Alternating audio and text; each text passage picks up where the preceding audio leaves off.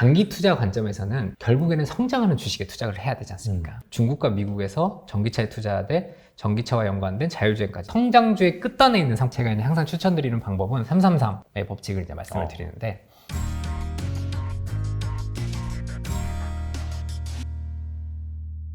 자, 그리고 장기적으로 사실 ETF, 뭐 연금을 활용해서 투자하신 분들 같은 경우에는 장기적으로 좀 투자할 만한 그런 상품도 많이 보시잖아요. 네. 그래서 좀 그런 상품은 뭐가 있는지 좀 궁금하거든요. 네.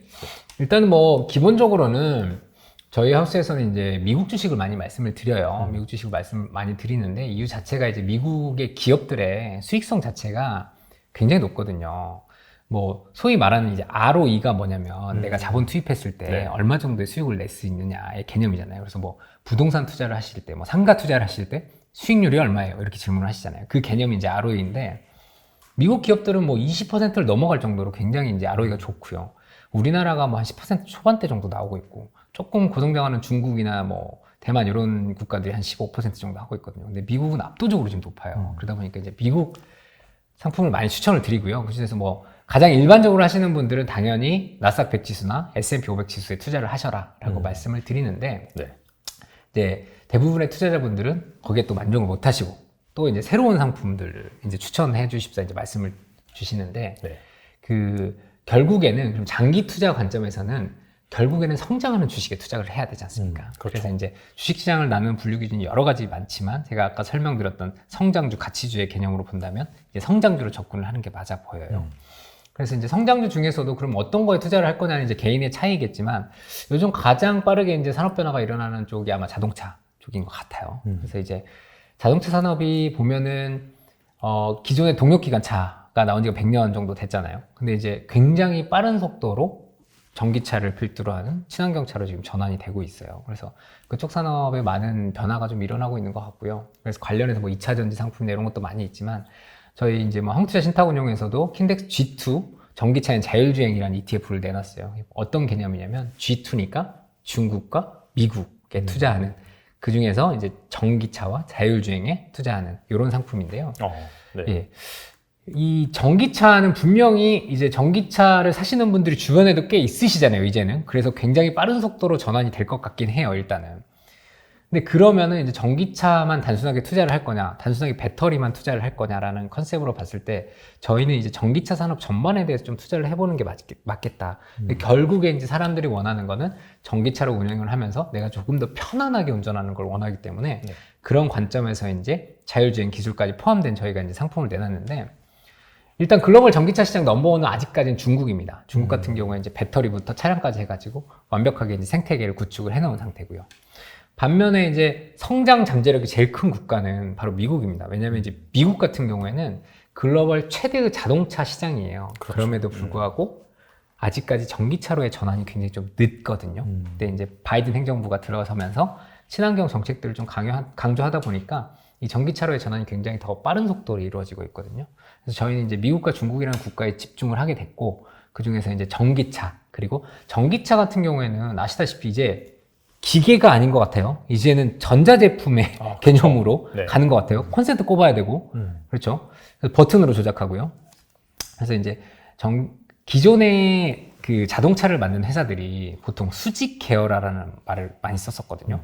뭐 예를 들어서 현대차로 예를 들어보면 현대기아차에 자동차를 만드는 회사가 있고 그 아래 뭐 만도 같은 뭐 자동차 전장 부품이나 이런 것들을 만드는 회사가 있었고 소프트웨어를 만드는 모비스가 있었고 그 아래 이제 뭐 차체에 들어가는 뭐 철 같은 강철 같은 걸 만드는 이제 현대스틸 뭐 이런 회사들이 이렇게 수직 계열화를 이루면서 자동차 산업의 수직 계열화를 완성했다라고 했었는데 지금은 이 수직 계열화가 완전히 무너진 거죠. 이제는 이제 수평 계열화가 되는 것 같아요. 그래서 뭐 예를 들어서 뭐 테슬라는 물론 독자적인 기술을 갖고 있지만 뭐 니오나 이런 애들은 또 뭐 아마존이나 이런 뭐 아마존이나 엔비디아 같은 회사들하고 뭐 자율주행 소프트웨어도 같이 협력을 하고 있고요. 그러다 보니까 이제 수직 계열화됐던 산업 자체가 이제 수평 계열화가 되어가고 있어요. 그래서 전기차 산업에 투자하면서 반드시 투자해야 되는 게 바로 이 IT 기업들이에요. 예, 그런 관점에서 향후 이제 자율주행이 얼마나 빠른 속도로 발전할 수 있을지는 모르겠지만 이미 이제 2차 전지나 전기차 분야가 상당히 많은 부분에 있어서 발전 속도가 빨랐다면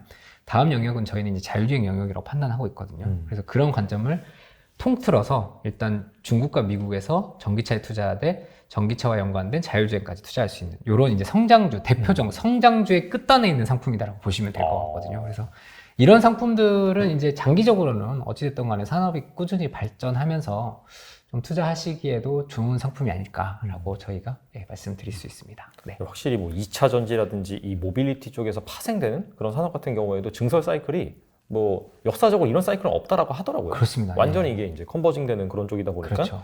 투자를 할 수밖에 없고 이게 바뀌는 게 사실상 뭐 시간의 문제지 기정사실화되는 부분이기 때문에 약간 지금 최근에 뭐 성장주가 약간 좀 흔들리고 그런 부분이 있을지언정 장기적으로 보시면은 분명히 좀 좋을 거라는 생각이 듭니다. 네. 그리고 약간 좀 원론적 얘기로 좀 넘어가서 만약에 내가 이제 뭐 한 5천만 원 정도 있다라고 네. 한다면 어떻게 포트폴리오를 꾸리면 좋을지 ETF로 말이죠. 네. 이제 소위 뭐 그런 상담들 많이 하세요. 제 친구들도 저한테 전화를 많이 하고요. 그래서 이제 네. 주식 투자라는 게 뭐 해도 좋고 안 해도 좋지만은 네. 이제 꼭 해야 된다. ETF로서 포트폴리오를 짜야 된다라고 하면 제가 이제 항상 추천드리는 방법은 333의 법칙을 이제 말씀을 드리는데 30%의 대표 지수 ETF, 그리고 30%의 어떤 배당, 인컴형 수익을 가져갈 수 있는 상품, 그리고 나머지 30%는 아까 말씀드린 성장주의 끝단에 있는 굉장히 밸류에이션이 높은, 네. 성장 가능성이 높은 이런 종목으로 포트를 꾸려라. 대신에 10이 남지 않습니까? 그러면 네. 100 중에서 네. 요거는 본인이 판단하는 시장 상황에 맞춰서 넣든 아니면 금을 사라 라고 이제 저는 추천을 하는데, 물론 이제 333은 기본 개념이고요. 시장의 흐름에 따라서 뭐 지금 시장 상황만 놓고 보면은 사실 성장주 투자하기에 좋은 시장 상황은 아니지 않습니까? 그렇죠. 물론 투자 기간을 얼마나 가져갈 수 있느냐의 차이는 있겠지만, 그렇다고 하면 지금 같은 경우에는 뭐 고배당 관련된 상품들의 포션을 조금 늘리고 이제 뭐 대표 지수를 좀 줄인다거나 아니면 이제 성장주를 좀 줄임으로써 고배당이나 리츠의 상품들을 조금 더 포트폴리오에 가져가시는 방법, 이런 것들을 제가 추천드리고 있거든요. 그래서 대표 지수는 꼭 가지고 가셔야 됩니다. 왜냐하면 변동성 측면이나 어떤 이런 본인의 장기 투자 관점에서도 사실 대표 지수를 이기는 종목들이 많지는 않습니다. 그렇기 그렇죠. 때문에 대표 지수를 30% 가지고 가시고 나머지를 인컴형 자산 그리고 성장주 이렇게 해서 포트폴리오를 꾸리시는 거를 저희가 추천을 드립니다. 그래서 뭐 5천만 원이시면 일단 뭐 한 1500으로 하셔가지고 대표 지수 뭐 S&P 500이나 나스닥 100 지수는 이제 본인의 취향에 따라 선택하시면 됩니다. 성장주에 좀 힘을 싣고 싶으시면 나스닥 100. 나는 그래도 좀 금융주 같이 미국 경제 전반에 투자하고 싶으시다 하시는 분은 이제 S&P 500이죠. 그래서 작년이나 올해 같은 경우에는 S&P 500 성과가 더 좋았어요. 나스닥의 성과보다는. 알겠습니다. 그리고 이제 이걸 결과적으로 연금 계좌를 통해서 네. ETF를 많이 매매하시긴 하는데 혹시 그 매매하는 데 있어서 주의할 점이 있을까요? ETF는 시장에서 거래가 되잖아요. 근데 되게 친절하게 INAV라는 개념으로서 얘의 현재 적정 가치가 어느 정도 돼요 라는 거를 거래하시는 MTS나 HTS에서 모두 보여줘요. 뭐 증권사마다 용어는 조금씩 차이가 있습니다. 뭐 실시간 순자산 가치, 뭐 실시간 현재 가치, INAV 뭐 이렇게 다 좀 차이는 있으신데, 이 금액을 알려드리는데 이제 저희 같은 운용사 입장에서는요, 저희는 그 투자 권유 대행을 할 수가 없습니다. 그러니까 투자 권유를 할 수 있는 롤이 없습니다. 네. 그래서 저희가 상품을 만들어서 물론 저희가 이제 뭐 마케팅은 하지만 요걸 지금 사세요, 요걸 파세요라는 권유는 저희는 할 수 없고, 이제 소위 말하는 증권사나 은행이나 보험에서 이제 그런 역할을 하고 계시는데, 그러다 보니까 사실 이제 아이나브가 적정 수준에 있는 ETF를 투자를 하셔라라는 게 제가 이제 가장 원론적으로 드리는 말씀인데, 되게 뭐 쉽기도 하지만 어려운 얘기예요. 왜냐면 뭐 예를 들어서 미국 나스닥 100 지수나 S&P 500 지수 같은 경우에는 23시간 선물이 돌아가다 보니까 좀 아이나브와 괴리율이 좀 벌어지기도 해요. 근데 그게 뭐 그러면 잘못돼서 괴리율이 벌어지나? 그게 아니고 그냥 미국 주식시장의 지금 흐름이 약간 좀 벌어지면 그 괴리율이 벌어지는데, 문제는 과도한 괴리율이 벌어졌을 때의 투자예요. 저희가 할 수 있는 유일한 방법은 뭐냐면, 괴리율이 과도합니다, 투자에 유의하십시오라고 공시를 계속 내보내드려요. 근데 이제 투자자분들은 대부분 공시는 잘 안 보시죠. 공시는 잘 안 보시는데, 네네. 근데 괴리율 정도는 보실 수 있거든요. 투자하시면서 충분히. 그래서 이 괴리율이 넓어진 ETF는요, 그 시점에서는 어찌됐든 투자를 안 하시는 게 맞아 보여요.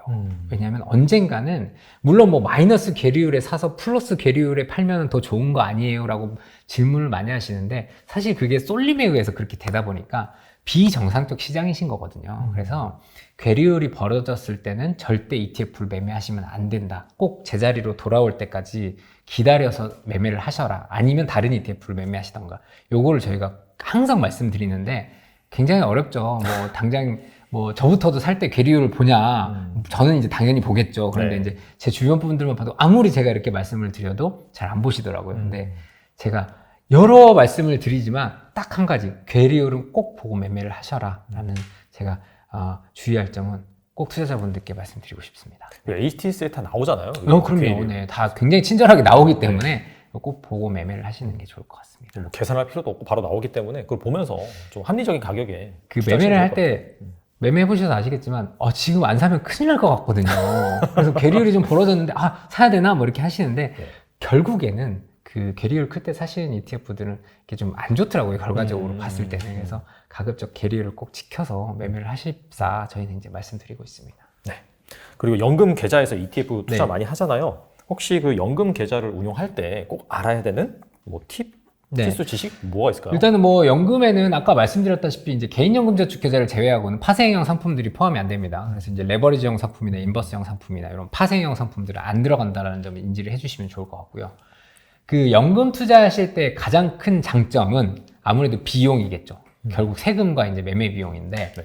세금 같은 경우에는 이제 국내 상장된 ETF를 매매하실 때 딱 두 종류예요. 국내 주식형의 상품들은 비과세시고 국내 주식형을 제외한 해외 주식형, 파생형, 뭐 채권형들은 다 15.4%의 배당소득세를 납입을 하시는데 연금 계좌에서 투자하시는 상품은 일단은 과세 처리가 안 됩니다. 왜냐? 나중에 연금을 받으실 때 이제 연금소득세로 한꺼번에 내시기 때문에 뭐 3.3에서 지금은 5.5 정도 구간에서 보통 형성이 되는데 그렇게 되면은 해외 주식형 ETF를 투자하실 때는 굉장히 큰 이득인 거예요. 15.4%의 배당소득세를 안 내시고 물론 수익을 냈을 때 얘기입니다. 수익을 내셔야죠 일단. 근데 이제 네. 배당소득세를 안 내고 이 과세 이연을 하실 수 있다는 장점이 있기 때문에 연금에서 투자하시기에 이제 굉장히 좋은 상품 중에 하나가 이제 ETF다라고 저희가 말씀을 드리고 있고 이제 세금을 제외하고는 이제 매매 비용 같은 경우에서 연금 계좌에서 매매하시면 대부분 그 연금 계좌의 관리 수수료에 들어가다 보니까 매매 비용은 별도로 발생을 하지 않는 부분들이 대부분이세요. 그래서 이제 그런 비용적인 측면에서 굉장히 장점이 있다 이렇게 말씀을 드릴 수 있을 것 같고요. 그 연금에서 이제 투자하실 때 ETF를 이렇게 종목명을 보통 보고 많이 컨셉을 찾으시잖아요. 그렇죠. 꼭 한 가지 보셨으면 좋겠는 게 그 각 운용사 홈페이지에 들어가시면 각 상품에 이제 보수가 나와요. 보수가. 그래서 이제 보수가 사실은 뭐 그게 얼마나 중요하겠어 라고 이제 얘기를 하는데 ETF는 이제 연금에서 투자하시면 보통은 이제 장기 투자를 많이 생각을 하시잖아요. 은퇴하실 때까지. 네. 그 때문에 보수가 예를 들어서 10bp만 차이 나도요. 10년 투자하셨을 때 내 수익률이 1% 차이가 발생을 하는 거거든요. 그래요? 예, 그렇기 때문에 뭐 기왕에 투자하시면서 뭐 비슷한 컨셉의 상품이다 하시면 꼭 그 보수를 확인하셔가지고 가급적이면 보수가 좀 낮은 상품들을 투자를 하시는 방법을 저희가 권유드리고 있습니다. 네. 알겠습니다. 뭐 최대한 세금을 덜 내는 그런 그럼요. 방법 같은 네. 경우에는 뭐 아무래도 좀 연금 수령을 늦게 한다든지 이제 그런 부분이 그렇죠. 있을까요? 네. 어쨌든 간에 연금 수령을 늦게 하면 늦게 할수록 어쨌든 간에 세금 과세 이연이 되는 효과가 크기 때문에 네. 좀 장기적인 관점에서는 훨씬 큰 장점이라고 볼 수 있을 것 같습니다. 알겠습니다. 네, 오늘 나와주셔서 정말 그 짧은 시간에 엑기스가 되는 그런 내용들 잘 전달해 주셨는데 끝으로 이 ETF를 투자하는 투자자분들을 향해서 좀 한 말씀 부탁드립니다. 네. 뭐 ETF가 최근 들어서 굉장히 큰 사랑을 받고 있습니다. 분에 넘치게 큰 사랑을 받고 있고 물론 제가 뭐 ETF를 대표하는 사람은 아니지만 ETF 업에 종사하면서 밥 먹고 사는 사람으로서 굉장히 이제 투자자분들께 감사한 마음을 가지고 있고요. 뭐 저희들의 책무는 그런 것 같습니다. 조금 더 좋은 상품, 수익을 많이 내실 수 있는 상품을 제공해 드리고 또 널리 알려드리는 게 저희의 책무인 것 같고요.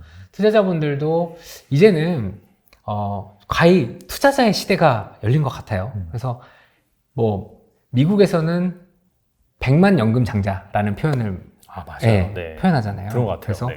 뭐 우리 돈으로 따지면 뭐 10억 정도 되는 돈이겠지만은 은퇴할 때 뭐 고소득자가 아님에도 불구하고 그 정도의 연금을 가지고 투자하시는 분들이 굉장히 은퇴하시는 분들이 굉장히 많으세요. 근데 이제 우리나라는 너무 먼 얘기가 아닌가라고 생각을 했었는데 이제는 투자를 좀 적극적으로 하시면은 그런 시대가 곧 열릴 것 같아요. 그래서 그런 관점에서 ETF라는 상품이 조금 더 낮은 보수, 조금 더 편리한 매매를 통해서 투자자분들에게 좀 다양한 비이크를 제공해 드리려고 노력을 하고 있거든요. 그래서 앞으로 그런 부분들 좀 많이 좀 눈여겨 봐주셨으면 좋겠고요. 뭐 저희도 앞으로 더 좋은 상품으로 또 찾아뵐 수 있도록 최선을 다하도록 하겠습니다. 네. 네. 요즘 이제 직접 투자 시대입니다. 네. 그러다 보니까 예전에는 제가 사실 한 ETF가 한 200개 정도 있었나? 네. 그랬는데 또 이제 부장님과 얘기를 나눠보니까 벌써 한 500개 정도가 네, 출시가 맞습니다. 됐다고 하더라고요. 이게 정말 많은 상품이 있는데 정말 시장 상황에 맞게 그리고 내가 장기적으로 뭔가 나의 그런 경제적 플랜을 세울 때 이런 상품들이 정말 적합하겠구나 라는 부분들을 여러분들이 잘 꼼꼼히 점검을 하셔서 꼭 성공적인 그런 투자를 하셨으면 좋겠습니다. 네, 지금까지 한국투자신탁운용의 정성인 부장님 나와주셔서 감사합니다. 네, 감사합니다.